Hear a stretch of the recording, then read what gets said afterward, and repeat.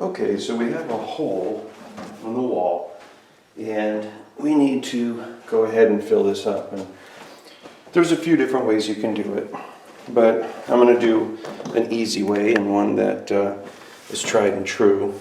Now, I don't have my knife on me, so I'm just going to use a razor, but typically you would use a knife. But all I'm going to do is I'm just going to try to straighten this up a little bit right here so it's a little bit straighter.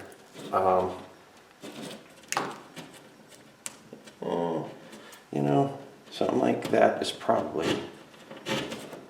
going to work for me. Okay. Let's see here.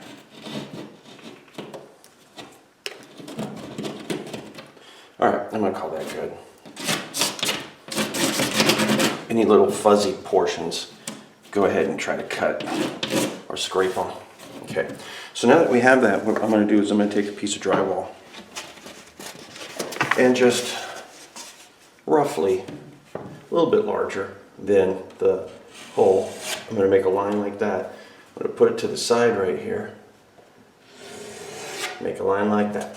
That pretty much tells me the size that I need. And I'm just going to run my razor down the rest of this. Okay, doesn't have to be pretty. And then now you just end up putting, you go to the other side of it and then hit it like that. And it will crack and break there. Run your razor down the back of it. And then we have one portion of this cut. Now we're going to do the same. Take this, let it bend, take your razor, run it down the rear. Okay, now we're good. Now from here, I'm going to take this and I'm going to flip it up like this. Okay, and judging by where this is at, I'm going to make a line there. I'm going to make a line there. I'm going to do the same thing right here, roughly the size of the hole. Okay, same as before. I'm going to take this, but this time what I'm going to do is I'm going to peel the paper away like that. Okay, I'm going to do that all the way around it. And like that.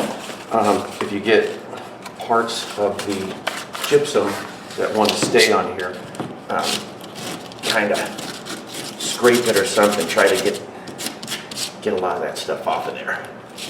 Okay, because we want this to be down to paper. Okay.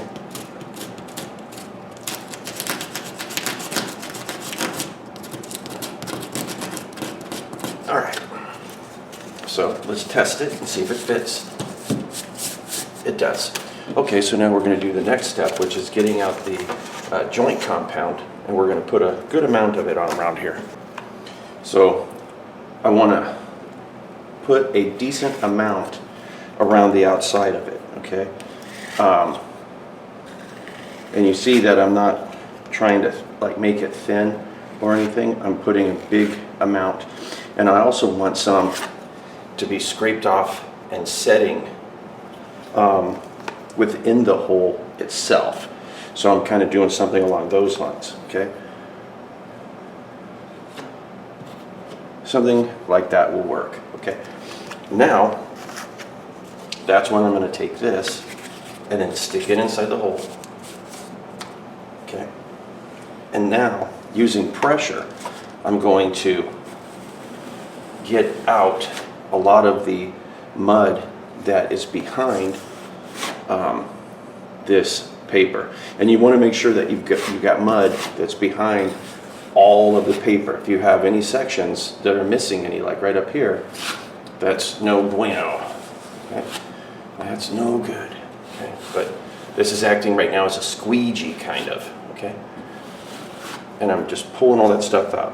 Now what I'm going to do is I'm going to scrape off the extra. All right. And you see how I'm using this like a squeegee, right? All right. Now I don't want to take all of it off you know, from behind there. I need some to remain, but I want minimum amount back there so it doesn't create a bubble. The next step would be you would sand this ever so slightly in order to knock down any large pieces that have dried. And then you'd come back in with your mud and you would put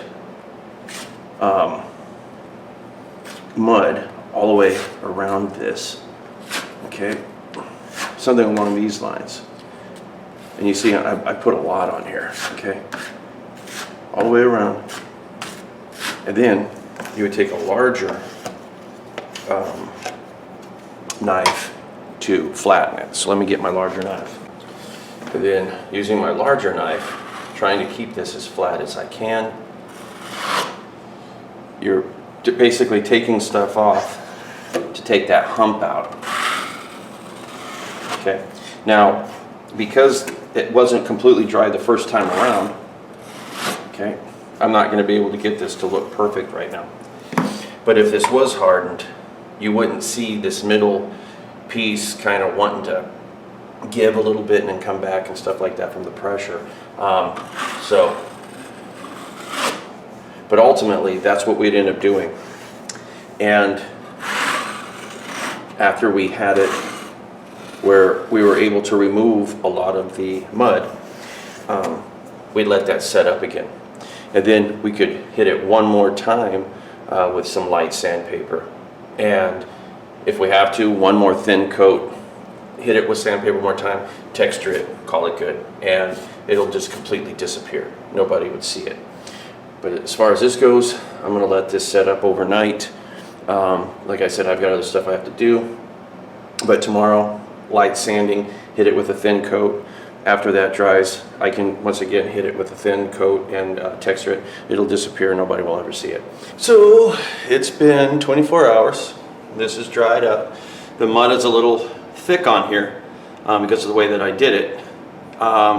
If you ended up doing it like I originally said, where you put a thin coat, let it dry, put another coat like that, it won't be as thick. But this is fine. And I just got a sanding block here and some 60 grit sandpaper. You can use 80, whatever. You can also use a sanding block that's for drywall. I'm just using this because it's a small section and it's going to go real fast.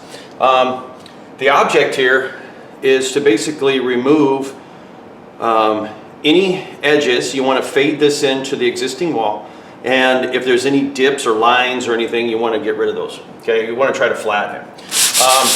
So up and down, side to side, circle, whatever it takes. And over that.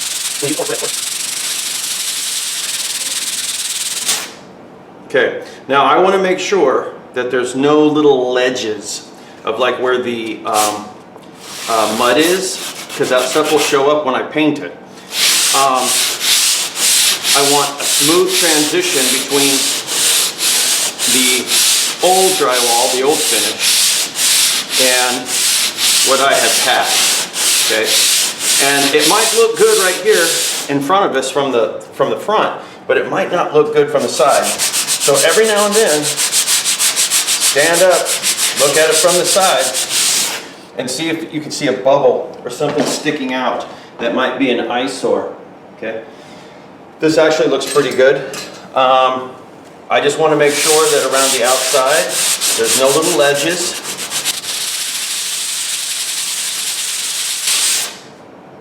We're going to call that good. So now we have to texture this. Now you can get a bunch of different brands of wall texture. Okay. Now if this was a whole wall, I would just get out my hopper and then I would do it the regular way. But I'm going to try to use some of these things. I got two different ones. I have no idea which one is good. These are old, and you can adjust the spray of these. Okay, that is horrible. So we're going to They say you can adjust this, but I don't see how. It doesn't feel like I can. it really doesn't feel like I can.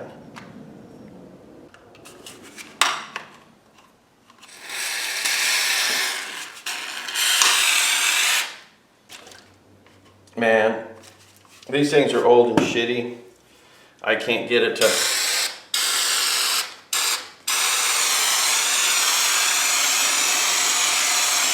I can't get it to work the way that I want it to.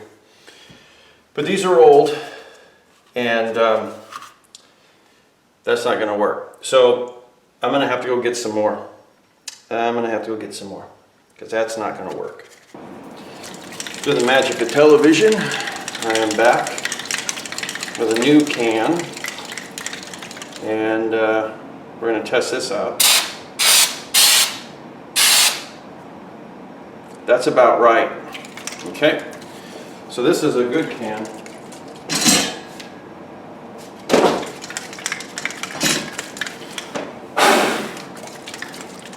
And then you don't want to hold this in one spot. You want to cruise. And usually if you're doing something like this, you want to kind of fade it. In other words, you're going to put some, obviously, where we had done the patch, but you want to go also in an area around it so the texture kind of blends as well.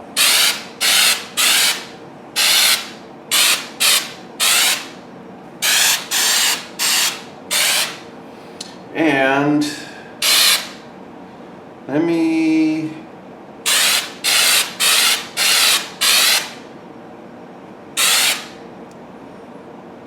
When that dries, that should be okay. So I'm going to call this good. When it dries, I can paint it. So now everything's dry, so I'm starting to paint it. And you definitely want to make sure that everything is dry before you start painting, because it'll pull the texture off, and it'll screw everything up, and it'll flatten it. It won't look right. So don't be in too big of a rush. Don't be in too big of a rush.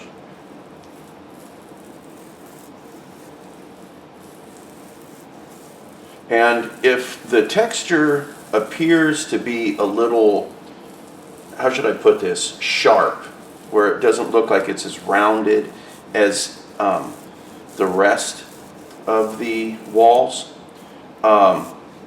you can take a damp rag or a damp sponge and just kind of go over it a little bit before you paint it, and it'll kind of knock it down a little bit. A lot of times new texture looks a little bit more crisp and sharp because it hasn't had as many coats of paint put over it as the stuff that's on the wall, because most walls, you know, especially in an older house, has probably been painted like 8-9 times, and each time you paint it, the texture gets a little less you know, pronounced. So anyway, I think you get the gist of this, and for the most part I can't see anything. I can't see where I did that. Okay, so it's successful, mission accomplished, because that's ultimately the goal. You know, anytime that you do a remodel or a repair or something like that, the goal is always to make it look like, you know, it's been there since, you know, the house was built. You know, that's always the goal. And I think in this case, I have succeeded. So anyway, that is how you go about fixing a hole in the wall, and even doing the spray texture. And when it comes to the spray texture, I'm painting over these